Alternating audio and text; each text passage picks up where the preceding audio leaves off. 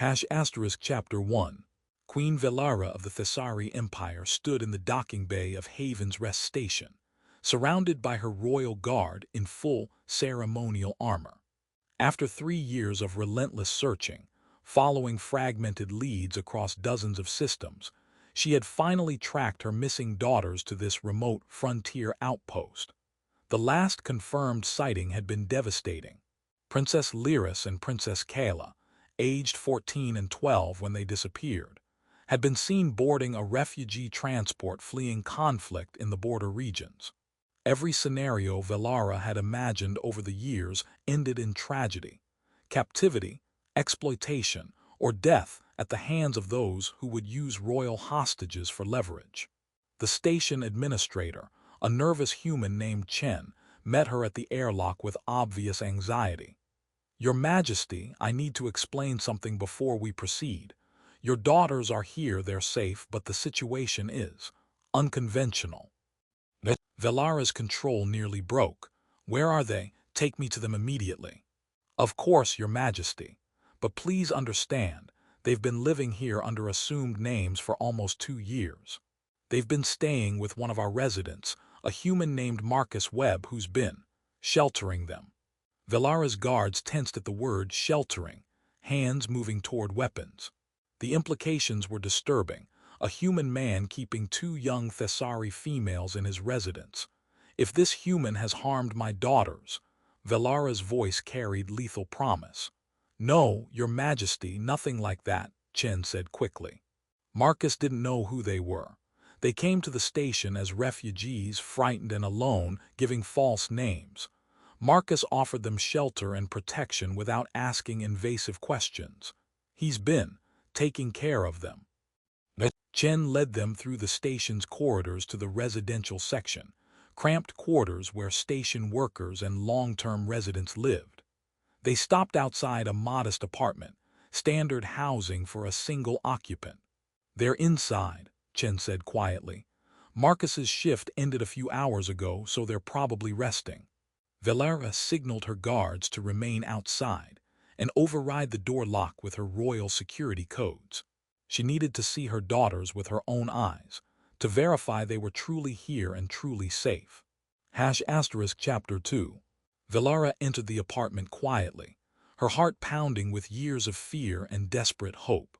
The interior was small but clean, a basic living space with minimal furnishings, clearly designed for functionality rather than comfort. But what dominated the space was a large cushioned seating area that had been modified to serve as both couch and sleeping platform. And there, in the warm light of the station's artificial evening cycle, Velara saw them. Her daughters, Lyris and Kayla, older now, their features carrying the changes 3 years had brought, but unmistakably her children. They were asleep, curled up on either side of a human male who appeared to be in his late 30s, wearing simple station worker clothing. Lyris had her head on his shoulder, one arm draped across his chest, sleeping with peaceful stillness Velara had rarely seen in her elder daughter. Kayla was pressed against his other side, her hand clutching the fabric of his shirt, her long pointed ears relaxed rather than pressed back in stress or fear. The human Marcus, presumably, was also asleep, positioned protectively between them with unconscious care that suggested this was habitual rather than staged. Velara stood frozen, processing what she was seeing. Among the Thessari, physical proximity during sleep was sacred, a sign of absolute trust and safety. Adults rarely slept in contact with anyone outside their bonded partners or closest family. For children to choose to rest against someone, especially with the kind of unguarded peace her daughters displayed, meant they felt safer with this person than they felt anywhere else. Her daughters had never slept like this in the palace. Even as young children, they had maintained the careful distance that royal protocol demanded, sleeping in their own chambers, attended by servants but fundamentally alone. Velara's entrance had been quiet, but Lyris stirred, her eyes opening slowly. When she saw her mother standing in the doorway surrounded by guards, her entire body went rigid. "Mother," Lyris breathed, the word carrying shock and something that looked like fear. The movement woke Marcus, who came alert immediately with the kind of instant readiness that suggested military training. He took in the situation: armed guards, a Thessari woman in elaborate royal attire, Lyris's terrified expression, and his protective instincts kicked in before his brain fully processed the context. He shifted to place himself between the girls and the perceived threat, even though he was clearly outmatched and unarmed. Chapter 3. "It's okay," Marcus said, his voice steady despite obvious awareness of the danger. "Whatever this is about, the girls haven't done anything wrong. If there's a problem, talk to me, not them." Velara stared at him. This human who had just woken up to find armed guards in his home, and whose first instinct was to position himself as a shield between two Thessari girls and their own mother. "Stand down," Velara said, her voice carrying authority. "I am not here to harm them, I am their mother." Marcus blinked, processing this information while Lyris and Kayla both remained frozen, clearly uncertain what would happen next. "Their mother," Marcus repeated slowly. "As in Queen Velara of the Thessari Empire, who's been searching for her missing daughters for 3 years. That mother." "Yes," Velara confirmed, studying him carefully. "And you are the human who has been sheltering them, without knowing who they were." "I knew they were refugees who needed help," Marcus said. "They told me their names were Myra and Sira, that they were running from people who wanted to hurt them, and that they couldn't go home. I didn't press for details, because people running usually have good reasons." He looked at Lyris and Kayla, who were now sitting up but still close to him, still watching their mother with visible wariness. "I took them in because they were frightened kids who needed somewhere safe. I didn't know they were princesses. Would that have changed whether they needed help?" "It changes the implications of your actions considerably," Velara said, though her tone was less harsh than her words suggested. "Taking in royal heirs without informing their family, housing them in your private quarters. There are many who would view this as kidnapping or worse." "I wasn't hiding them," Marcus said firmly. "They were registered as residents under the names they gave me.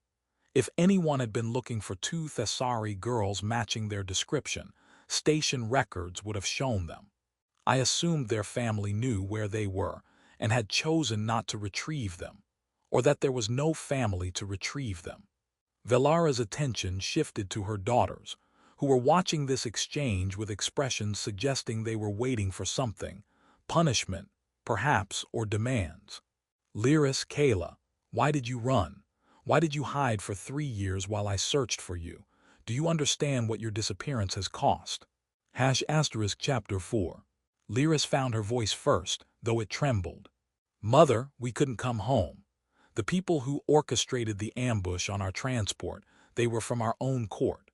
We discovered communications showing the attack was internal, meant to eliminate us as succession complications."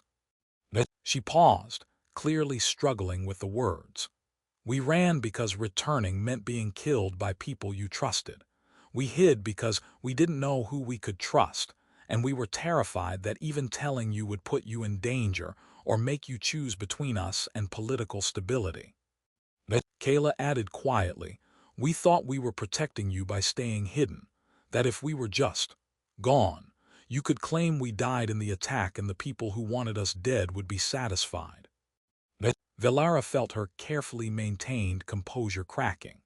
Her daughters had run not just from physical danger, but from a political structure so poisonous they believed their own mother might choose stability over their lives. "You should have trusted me," Velara said, voice breaking. "You should have known I would protect you, that I would burn our court to ashes before allowing harm to come to you."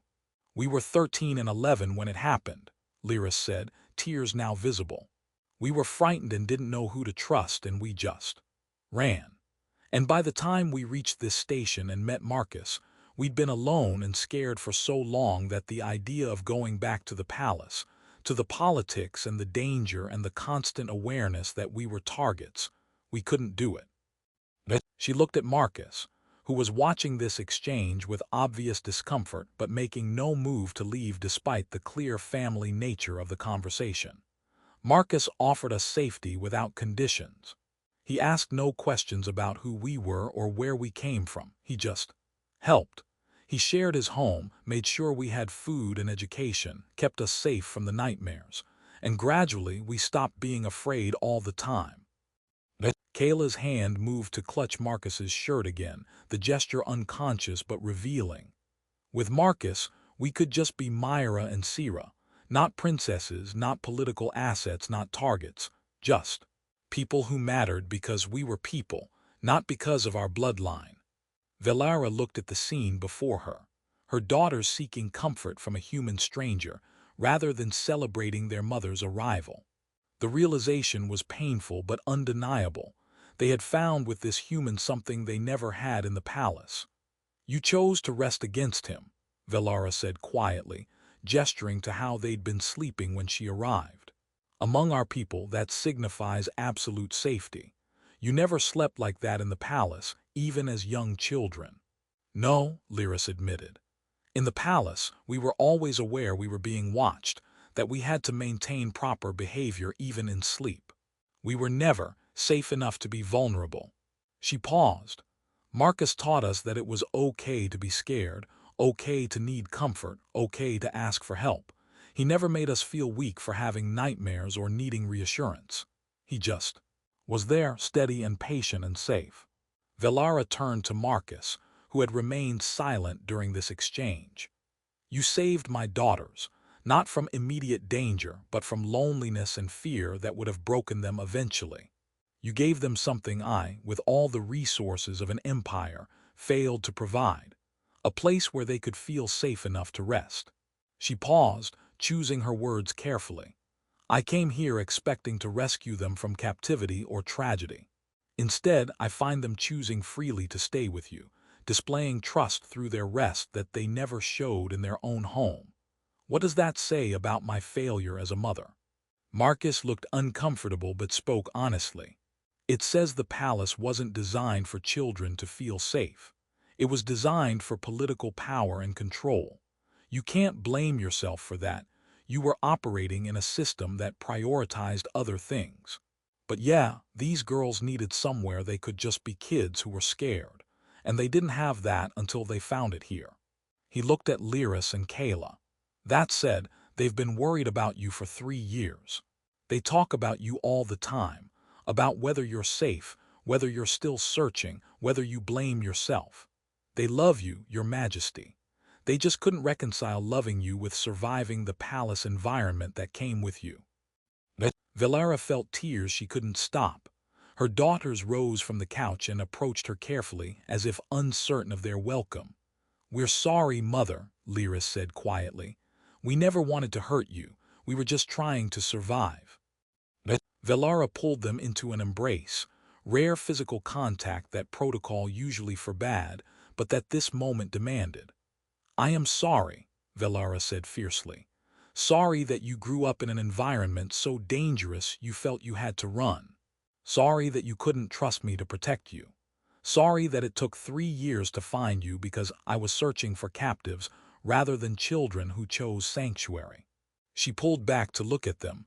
"But I am here now. And I will not force you to return to a palace that drove you away.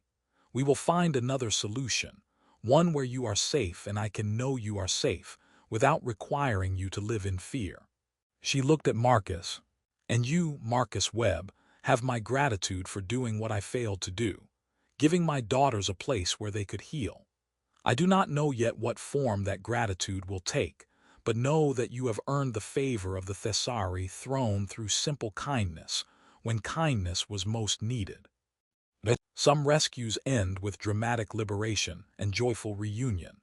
Some end with painful realization that the children who ran were not fleeing captivity, but seeking peace their own home couldn't provide.